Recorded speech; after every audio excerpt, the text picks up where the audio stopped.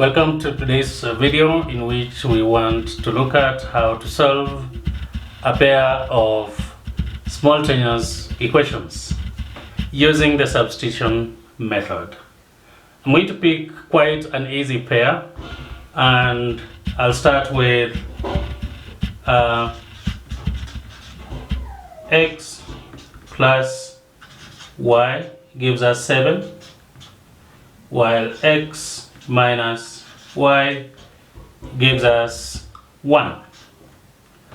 Now we said we're using the substitution method, and to do that we will want to express one of the unknowns in terms of the other one. Looking at equation 1, this is my equation 1, and let me call this my equation 2. I'm going to say that x can actually be written as 7 minus y. I've just taken y to the other side. Now I can also then substitute this into 2, this one here. Where there is x, I'm going to put 7 minus y.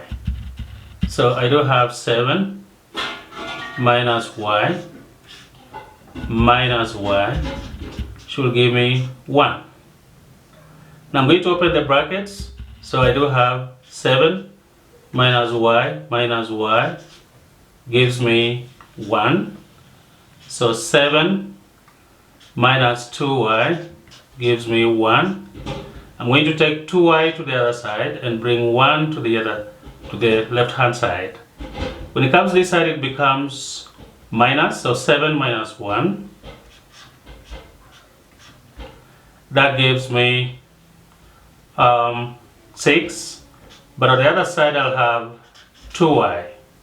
So 6 is actually equal to 2y. I can decide now to divide by 2 both sides, so that 6 over 2 is equal to 2y over 2. Clearly y is 4.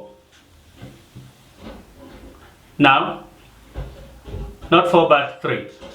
6 divided by 2 is 3. Now I know that x plus y using the first equation is 1. So x plus 3 is actually equal to 7.